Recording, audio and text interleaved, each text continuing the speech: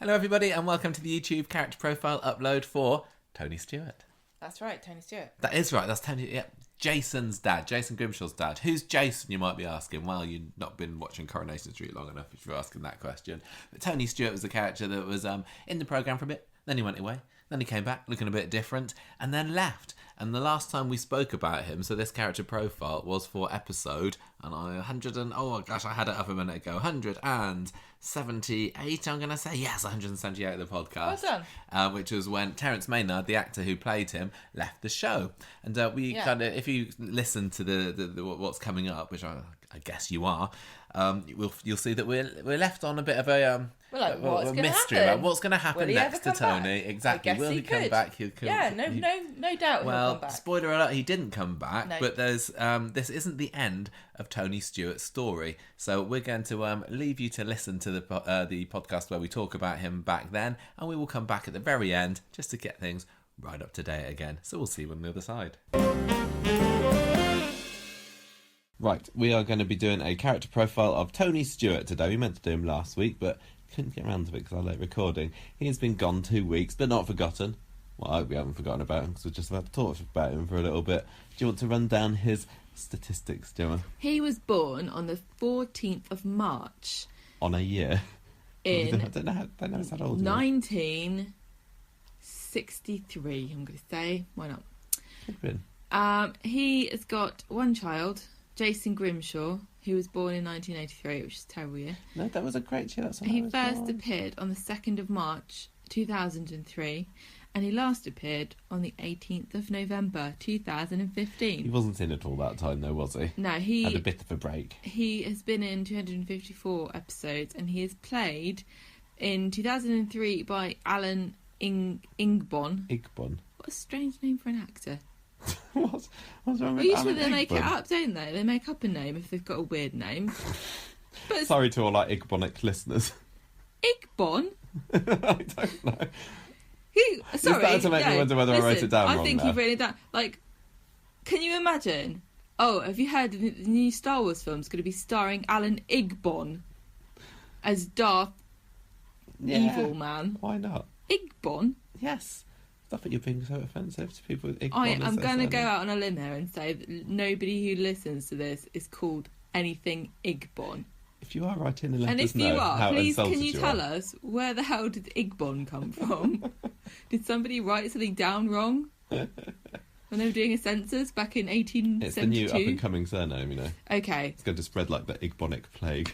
They fired Alan Igbon because nobody knew how to pronounce his name. It could have been Ogborn. And they hired Terence Maynard because that's Maynard, not Maynard. That's a nice kind of sweet. Maynard's wine gums, aren't they?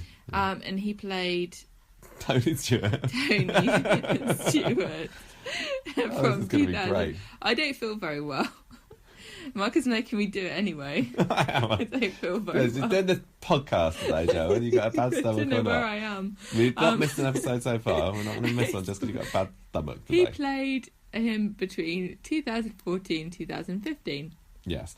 So let's roll back and talk about 2003 Tony, which was... But you start the story off with he met Eileen while drinking in the Rovers in 2003. He met Eileen for sure back in 1983 at one point or another. He re-encountered Eileen in the Rovers. Better. He was having a drink with his girlfriend, and Eileen was there. And he wanted to try and get Jason to come talk to him because he'd walked out on them years before, and Jason didn't have anything to do with him. But Jason was kind of convinced to do it, and they got on, which was in many ways was similar to what happened 10 years later, isn't it? He wanted to get back with be friends with his son. Yeah. So he tried to get Jason a job. Tried to get Jason a job building with him, and but Eileen was warning him off because she didn't trust Tony because of because he's evil, money. Bad lad. Yeah, he's evil. But Jason not only decided to start working with Tony, but he also went and lived with him as well. And his girlfriend wasn't happy with that. His girlfriend was called Merle. Anyway, Tony let Jason stay with him for a little while, and he and Eileen had this. Tony had a girlfriend called Merle. Yes, Tony had a girlfriend called Merle. That's a boy's name. No, it's not. It's fine. It can be anything. Mel Igbon. Tony and Eileen had a bit of a spat over who could be the best parent. Eileen obviously wanted to keep her son because she'd been raising him all these years, and so it was fighting. Kind of. So he one of the main things that we remember him for that year is when he rewired Todd's flat above the bookies. Now, this was when Todd was living there with Sarah before Todd made quite an important realisation about himself. And Tony, as he was a dodgy lad, nicked the electricity from the bookies downstairs and sort of did a dodgy wiring job so that they didn't have to pay for the electricity. And this is when a young Bethany Platt was electrocuted by this bad wiring. Some might say she never fully recovered mentally from that. Well, this could be where it all started, couldn't it? Her crazy streak. Well, Peter found out eventually, and he was furious, and so was Eileen, and she got rid of him, made him get lost. But before he left, he nicked £700 worth of streetcars money, and Eileen had to take them out for it. Yes, he was left as if Eileen had stolen it, but they got sorted in the end. But she was left with a rather sour taste in her mouth. I wonder what he bought. I wonder what he bought with that money. Knowing him, he was probably some kind of up and coming business that he was able to. Probably bought into some kind of. He made an investment. Yeah, maybe he just got a nice set of spanners or something. You never know. Yeah. Between 2003 and 2013, he stayed in contact with Jason, but it's only the odd phone call, or probably just phoned to say, that important family occasion that I should be coming to. I can't come to it because I'm in Spain or something. That was probably the sort of thing, yeah. And the times when, or maybe that was when he was like, I'm not friends with you anymore. No, I don't like you. Yeah, you're getting married, I'm not friends. His return was announced November 2013, so like 2 years ago. Yes. Stuart Blackburn said, his arrival is going to cause massive ructions for the Grimshaws. He is a man who can be your best friend or your worst enemy, and with a long history of lies and betrayal, this is a guy who has an awful lot of making up to do. What a nice comment there. That does that sums up. That does sum him up very well, definitely. Especially the best friend or your worst enemy, because really he's so sneaky and conniving. And I would not want to be on Tony's wrong side, because he's got no morals when it comes to protecting his family. No, but he is kind of a nice guy as well, isn't he? To the people that he's close to. Well, that's what people thought about Hitler. Oh yeah, didn't they?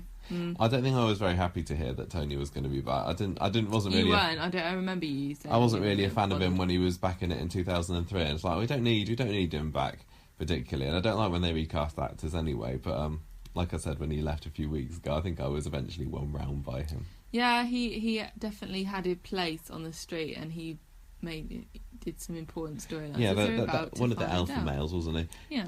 So, 2014, he showed up on Coronation Street again, wanting to make up for his bad parenting.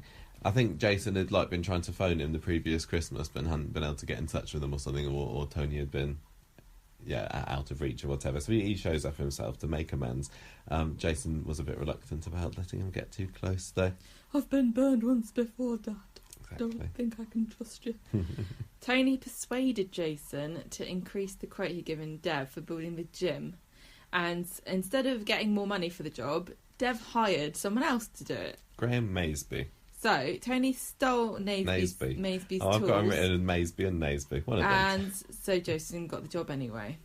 Yeah, so that's score one for Tony. Yeah, so that action from Tony there basically just summed him up what it was going to be like for the rest of the time, wasn't it? Wrong and screws up and kind of dodgy business deals. Yeah. It is exactly. It just solves things by doing something dodgy. Just like right at the end when he was stealing Callum's car and everything. He's got no scruples. He thinks he's above the law, I think, doesn't he? I think he thinks because he's doing it for the right reasons. Yeah. It doesn't matter. Like the greater good of the Stewart, justice. The family Stewart, or for himself, exactly, maybe. Whatever. So he started dating Liz as well in early 2014. Steve was obviously very unhappy about this because Tony had stolen from streetcars, which is Steve's business. What kind of idiot goes out with someone who's stolen money off of their son's business? Well, seriously, you can't say that Liz is always the best one for making good choices in romance. Ridiculous. Kind of cretinous idiot? She was just lonely, wasn't she? Oh, she's lonely. Liz is always lonely. if the other side of the bed's cold for more than 15 minutes, she starts getting twitchy. Well, she should stay away from felonsromance.com and start using Tinder then. Or even feelingsromance.com, because that's not a very good place to go down either. So he also got started getting into storylines with Tracy and Rob later that year as well, because they obviously had Barlow's Buys by that time, and he started selling them dodgy stolen goods because he was like, don't ask me. Don't ask me where I got these hairdryers from. Don't ask me where I've got 50 hairdryers. Don't ask me why I've even got hairdryers, because I got these and I realised I don't have any hair. Okay, I was like, I'm going to set myself up for life here with these 50. Oh, and then I realised you sell them on. But no, they were dodgy, weren't they? He also bought Jason Owen's builder's yard as a way to try and sweeten him up. Then he got gutted because Liz was visiting Jim in prison, and he dumped her. Yeah, why did was it that Jim had asked Liz Jim to go? Jim had summoned people to. Yeah, that was when it wasn't to do with Rob or. No, it was when Peter was in prison, right, and Jim decided he wanted to speak to everybody. Yeah, he wanted to get back in Liz's good books, because after he robbed the bank and she kind of disowned him, so he wanted. What a whirlwind world of romance it must be to be Liz. Yeah, I know. All these people fighting over you. Gosh, it's like a Mills and Boon romance novel, isn't it? She kicked Jim into touch in the end, though, didn't he? Because what did he do in the end? I just remember the last scene he was in being dragged away by the guards, wasn't he? Then he was the blooming he was the bar, he was giving the booze to Peter in prison, wasn't he? The landlord. He was a smuggler. Yes. Then Tony stopped an affair with Tracy because we don't really know why, because he's disgusting. Well, he wanted to get his hands on Barlow's Buys, was the eventual. Well, he wanted to get his hands on Barlow something. I don't even think it was the shop to start with. He got his hands on many of Barlow. But he was, you're right. He did want to get his claws into the business. Looking back on it, what's your overall opinion on this affair? Because I remember when it was still stupid. Like, because it's one of those things where you just kind of like forget it happened. Well, I kind of thought in the same way as Peter and Tina, because that was obviously ridiculous when it first started, but it did lead up to quite an exciting storyline and Tina's death, and it had its moments. This storyline. Reason for this storyline. It had its moments of excitement. Yeah, it did, but it was still stupid. Yeah, maybe a little bit. I felt sorry for Liz through it all, to be honest. But it's good to see a bit of Tracy in there. I think earlier on in 2014, Terence Maynard, I saw an interview from him where he was asked, could there anything happen between Tony and Tracy? And he was like, I don't think so. They're just business partners at the moment, but probably knew. He probably knew. So one of his first strange decisions in 2015, or dodgy underhand decision, should I say, was to arrange to have the shop trashed and burgled. Now this was because he wanted to get his hands on it, and I don't remember whether he knew that Tracy wasn't fully insured or not, but anyway, she had no choice but to let him buy 50% of the business, otherwise it was going to go under. That's another one of Tony's calling cards, isn't it? Getting somebody else. He's got these goons that he gets to rough people up for him. Doesn't get his hands dirty. No, he doesn't. He just kind of... I mean, the only time he did was when he went after Callum, wasn't it? Yeah. And even then, he was like the last one in, wasn't he? He gets everyone else to get in there so they can then take the rat for him. Such a slippery fellow. Sneaky. He starts to tire of his relationship with Liz, especially when she's asking him to bail Steve out and give him money, because this is when Steve was all sad. Yeah, well, he had this younger model of a girlfriend now, didn't he? And then Liz was, she's been around the block a bit, certainly. And Liz was saying to Tony, look, can you help Steve out? He doesn't get any money. Can you help pay for the wedding? And he was just feeling a bit taken advantage of. So he and Tracy then conspired to get the pub off of Liz. And I think I did quite enjoy this storyline right up until the end. I mean, the fact that when he left, it was still kind of tied into that. It was a good comeuppance for him, wasn't it? Yes. So he got Steve to sell his share of the Rovers to this Travis Limited company. Then he convinced Liz to sell her half to move to Spain with him, because she's always got these kind of romanticised ideas about Spain and living there forever with Andy and everything. So he kind of played right into that. But on I can't remember. It was on the day of. It was a wedding, but I can't remember who it was. Anyway, Tracy told Liz about her and Tony's evil tricks, and then when Liz confronted Tony about this, he did a runner, and we didn't see him for like 2 months, did we? And people were saying, so has Tony left then? But he's obviously just gearing up for his leaving storyline, which came in the second half of the year. Yeah, when he came back, Eileen and Jason didn't want to have anything to do with him because he was evil. But he tries to get back in their good books by beating up Callum. Yeah, having Callum beaten up and then stepping in. And then he and Todd steal Callum's car and set it on fire. And they don't know that he has been killed. Yeah. Nobody knows this. Still nobody knows. And the only person on the street, apart from Todd, who knows that this happened still is Jason. Yeah, they said that just on his leaving episode, didn't they? They let Jason know for future storyline purposes. I still don't know where this is going to come into anything, but I really hope that people find out more about this. Oh, they will. I'm sure they will. Well, it's all gearing up now, isn't it? Yeah. Because of Sarah's pregnancy and everything. Yeah, exactly. I mean, I don't know how big it... I suppose it's going to be one of the big storylines at Christmas time. I think that Todd's going to get in... The thing is, now Tony's gone, it doesn't really make sense that Todd would get in trouble for torching the car without Tony also getting in trouble. That's true. They're not going to bring Tony back for like the... I mean, they can, I suppose, have a court scene without them actually showing it. But it just would raise a lot of questions because it'd be like, oh, it wasn't just me that did it; it was Tony as well. And then they'd be like, well, there's no fingerprints, and we've questioned him, and he says he doesn't know. They still have to bring him up, and it just seems like a bit of They need to have the actor in there, otherwise it's going to seem very kind of weird, contrived of not really showing him on screen. Yeah, exactly, not showing him on purpose. So his leaving storyline then involved trying to get back together with Liz, and she relented on the condition that he cuts ties with Tracy in the shop and wins Steve around, because by this time Steve's disappeared off to Spain Steve's again. gone to Spain because he's so sad, and she says the only way he would ever forgive you is if you gave him back his share of the pub, but you're not going to do that, so I guess he's just going to hate you forever, and if I have to pick between you, I'm going to pick my son. Yeah, and he fell right for it, and so did many of us as well, for a little bit at least. And Tony said, okay, you can have his pub back, and Liz went, ha, sucker, and dumped him in front of everybody, and everybody laughed at him, and he slunk off to Birmingham. And that was it for Tony. So it's kind of a short summing up, really, isn't it? Only a couple of storylines that he's been involved in, but I do think I quite like him. I wouldn't be sad about him coming back. You'd be sad about him coming back? That means you like him. Yeah. All right. He was Calm quite... down. I'm not going to say like he was my favourite character or anything, but I'm glad that he was able to win me round, and I think that Terence Maynard is a very good actor. He played the character well, didn't he? He really was very did, believable, and he was, because he played a character that was very kind of cocksure and everything. The actor had to be able to kind of command presence on screen, and he did do that. Corrie does these grey area characters quite well at the moment. Tracy's one. And Tony was one, and so was Owen. Yeah.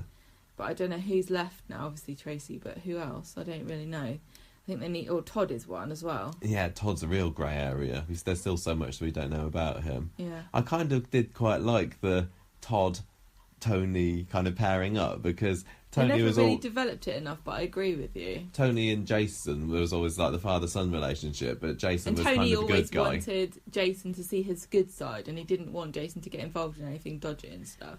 Whereas Todd knew exactly what the score was with Tony, and there was no pretense, really. They would have made quite a good kind of evil criminal team, but they wouldn't were quite often at odds with each other. Well, I think both of them thought that they were the most... sort of the most cunning, clever one of the pair. Yeah. But I think it was... Well, and they also both knew that the other one wouldn't hesitate to cross them. Yeah. If they had the chance. Yeah, dangerous relationship. I think Tony was the better kind of mastermind, criminal mastermind. Well, because he didn't act on emotions like Todd does. Todd just gets revenge for emotional reasons, whereas Tony wouldn't really bother unless there was something in him, that's in it, like money or... I think Todd is a lot more... I'm gonna take revenge and impulsive. That's what I mean. Whereas Tony would always take a few episodes or a week to think about his plans, wouldn't he? I'm going to think about it, and then I'm going to set fire to someone's car. And also, I mean, Tony can hold his ground against the other crims of Manchester, can't he? Yeah, whereas Todd just gets his face sliced up and spends the rest of the year crying about it. Yeah, well, was it, when was it that Jason went and it was hiding in the cupboard? That was recent. Do you remember what that was? That was when he broke into Callum's house. Oh, yeah, and Tony was like, he completely took control of the situation, didn't he? And he sort of was able to help them escape. So good for him. He said Terence about Maynard. the role, Yeah, we've got a couple of quotes. I'm gonna do things my way, whether they're legal or not, kind of a guy. Oh no, he didn't say that. That's what I'm just saying. I put it in quote marks. That's what confused me because I'm not very well. Oh, in case you didn't know that. Yeah, no, that's what he said. We've kind of gone over his personality, haven't we? It's just another alpha male kind of thing. Go on then, you say the quotes. Terence Maynard last year said, "I'd like to see Tony as a lovable rogue. The producers don't want Tony to be a gangster. You might know gangsters, but he's not one himself. He's a slippery geezer and a bit of a rogue. He might be a bit of a ladies' man as well." Definitely. He certainly managed to woo a few of them. Yeah, and he didn't necessarily like to get his hands probably, dirty. I would say, two of the most prickly broads on the street. Definitely. He's very silver-tongued charmer, wasn't he? And just on his exit, there was a short interview on ITV.com recently. He said, "Being in Coronation Street has been absolutely fantastic. I feel blessed to have been in the show. The place is a community and a family, and I'll miss it with all my heart." No doubt about that. I always feel sad when they leave and they say they're sad. Yeah, not like... Did he? Well, he must have wanted to leave, did he? I don't know. I don't know what the circumstances around it were. I mean, the clues were there when he was announced he was going to be in Panto this Christmas. But, I mean, I suppose it's just like a 2-year contract. But I think there's more that could have been done with him. It's not like his time is up and there's nothing for him to do. He could have stayed in for quite a while. He could have easily, if they'd wanted to, turned him into a reformed character, because keeping kind of the criminals going as criminals and bad guys never works in Coronation Street. You get, apart from Tracy. Him and his accountant just did some sums and said, Panto season, not worth your while, mate. Just get out there and maybe do a bit of Widow Twanky. I think we might see him back again. Yeah, there's no reason why not. Yeah. Well, so is he coming back, Gemma? Well, let's see, why not? Because he's dead. Yeah, he's dead. Dead, murdered. Sorry if that comes as a shock to you. He just heart attack. He just died, didn't he? Yeah, so sad. So this happened. He made a pyramid of tea bags and then popped his clogs. Yes, he did. And this was just next year, wasn't it? It was only like 6 months or so after we recorded that character profile. Eileen and Jason got the news that he had shuffled off of this mortal coil, and that was it. But he's been mentioned a fair bit since then, because he was embroiled in a story. Yeah, he's had Callum's murder pinned on him. Yes, he has, and it still has not been resolved, has it? No, well, everybody thinks it has, but poor Tony is revolving in his grave. I know, all these years later, and still the vast majority of people think that he was the one that killed Callum. And the people that know he didn't don't care. Yeah, the police just did a bit of investigating, found that he was there when Callum could have died and was working with him. Well, he torched his van, didn't he? Yeah, exactly. And very conveniently for the Platts, they just left it at that. So another fine investigation by Weatherfield Police Kylie, Department. of course, didn't get away with murder because she also met her maker not long after this. But yeah, David and Sarah, who were also embroiled in the cover-up, are still walking free, although a few other characters by this point also know that they're involved, so there is a bit of a ticking time bomb on there. I don't think anything's going to come of this, because I know that there's soap justice and all naughty people must be punished, but I also think it's very obvious that soaps think that some things are justified, and it's not like some characters are worth saving. Like neutral good, like lawful good, are they? No. They're like chaotic neutral. So people need to get their comeuppance. But in the case of the murder of Callum, it was actually Callum that was getting his comeuppance, and the repercussions for the Platt family, it was mostly just Sarah going a bit doolally, wasn't it? Yeah, she did a little bit. And of course, one of the people that also knows about Callum's death now is Gary, But then also Sarah currently knows that Gary is also involved in somebody else's murder. So they're in a bit of a stalemate situation, to use a term that Roy and Sam would understand. It's a Weatherfield standoff. It is a little bit. Well, everyone knows the secret about everybody else, so it's not good for blackmail. But anyway, so no return for Tony. No.